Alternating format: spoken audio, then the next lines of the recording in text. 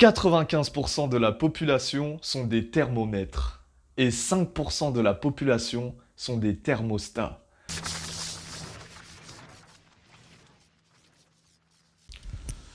Bonjour à tous, bienvenue sur la chaîne Alpha DreamHacks. Je suis Cyril NKM, auteur des formations Social DreamHacks, Body DreamHacks et Intelligence DreamHacks. Et aujourd'hui, ça va être une vraie vidéo. On va parler d'authenticité. Pourquoi c'est important de rester soi-même et comment détruire le regard des autres. Mais avant de commencer, je tiens à rappeler qu'ici, je ne fais que vous partager ma vision du monde.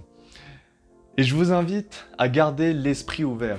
Ne croyez pas tout ce qu'on vous raconte dans les médias, à l'école ou même vos parents, puisque la vérité absolue, ça n'existe pas. La seule vérité qui existe, c'est celle que toi, tu crois.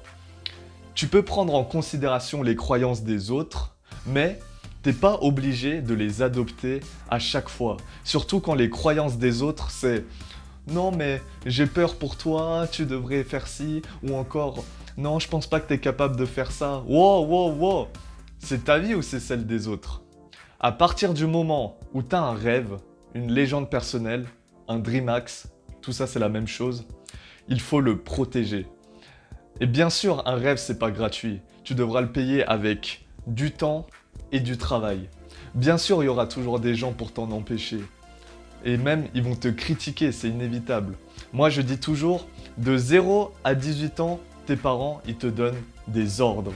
C'est-à-dire que, dès qu'ils te disent un truc, tu l'exécutes.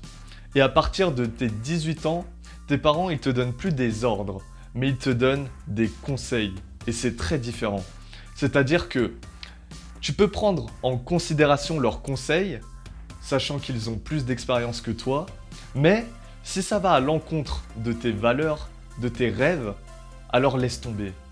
C'est pour ça que, à partir de tes 18 ans, il faut que tu sois authentique. Et ça implique de remettre en question tout ce qu'on t'a dit depuis que t'es né. Je vais vous poser une question. Qu'est-ce que l'identité pour vous ? Alors, pour tous ceux qui vont me sortir la définition du dictionnaire, je rappelle, un dictionnaire, c'est un consensus. C'est-à-dire que ce sont des littéraires qui se sont réunis autour d'une table pour se mettre d'accord sur la définition de tel ou tel mot. Mais en aucun cas, cette définition, c'est la définition que toi, tu as de ce mot. Donc, pour moi, l'identité, c'est l'authenticité d'une personne. C'est-à-dire, qu'est-ce qui la rend unique. Et aujourd'hui, ce qui est dommage, c'est qu'on réduit l'identité d'une personne à son nom et son métier. Bonjour, je m'appelle Cyril, je suis ingénieur. Moi, j'appelle pas ça une identité, j'appelle ça une étiquette. Parce qu'un ingénieur qui s'appelle Cyril, il doit y en avoir des centaines. Et en aucun cas, ça fait de moi une personne unique. Et du coup, comme il y en a qui confondent identité et étiquette, on se retrouve avec des gens qui veulent absolument faire médecine, ingénieur, avocat, etc. Avoir la meilleure étiquette possible. Donc la prochaine fois que tu vas chez ton médecin, appelle-le docteur, il aime bien ça.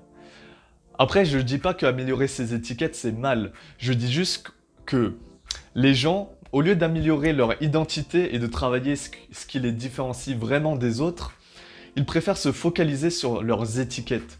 Alors que les étiquettes en soi, c'est juste une partie de l'identité. Et c'est là que j'aimerais dire quelque chose d'important.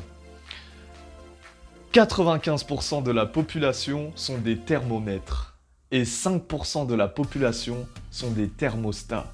Alors, d'où je sors ces chiffres? Ça vient de Robert Kiyosaki dans son livre Père riche, Père pauvre, sauf que lui, il appelle pas les 95% de la population des thermomètres, mais la rat race. C'est un peu péjoratif comme terme. Mais en gros, la différence entre un thermomètre et un thermostat, c'est que le thermomètre réagit à l'environnement et l'environnement réagit au thermostat. C'est-à-dire, pourquoi 95% de la population sont des thermomètres?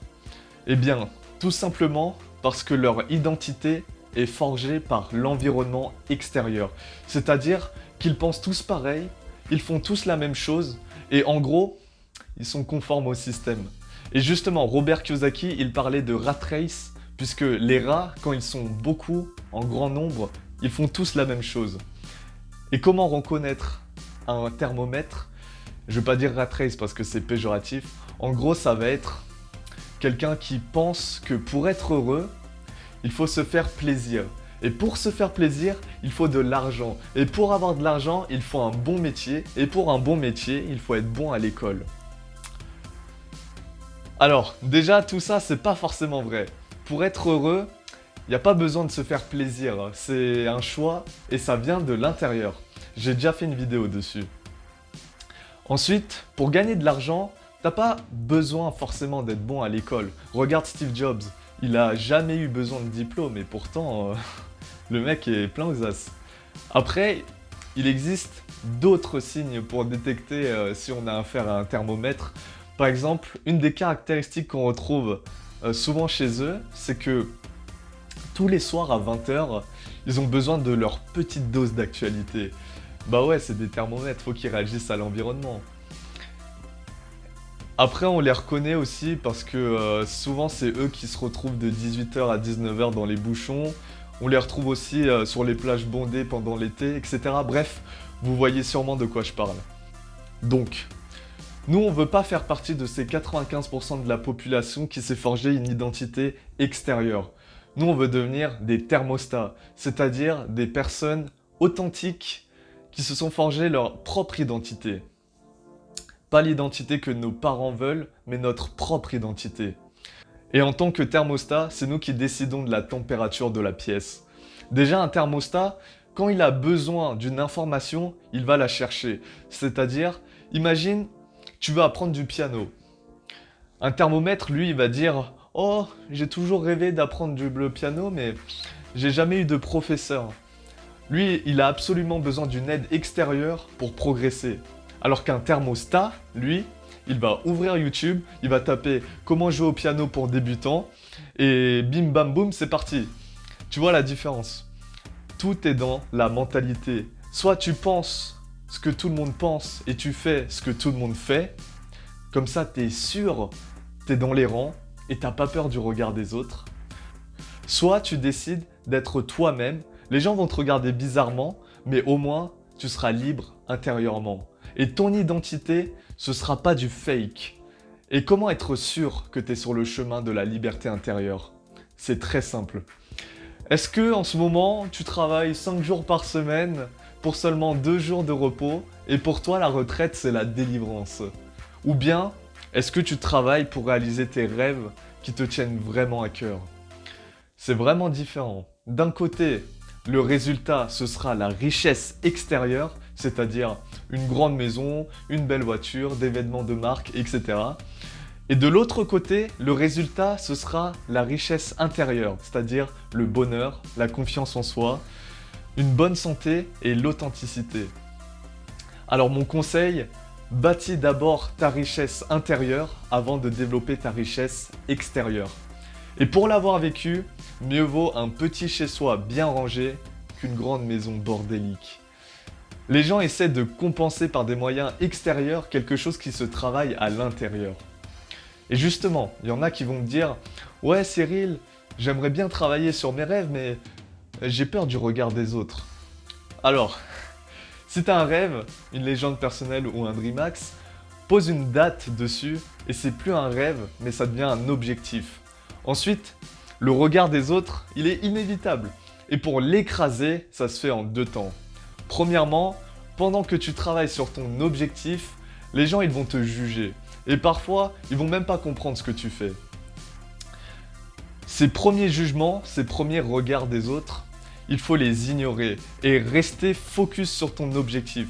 Ensuite, la deuxième étape, c'est tout simplement de réussir ton objectif et de leur prouver qu'ils avaient tort. Parce que ta réussite, c'est le reflet de leurs échecs.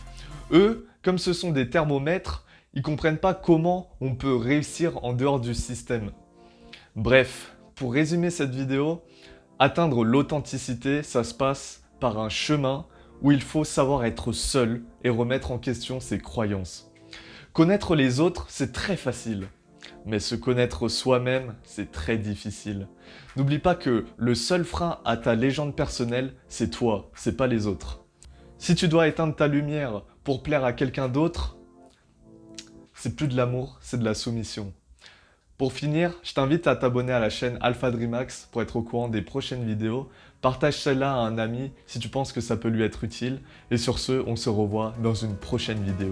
Bye.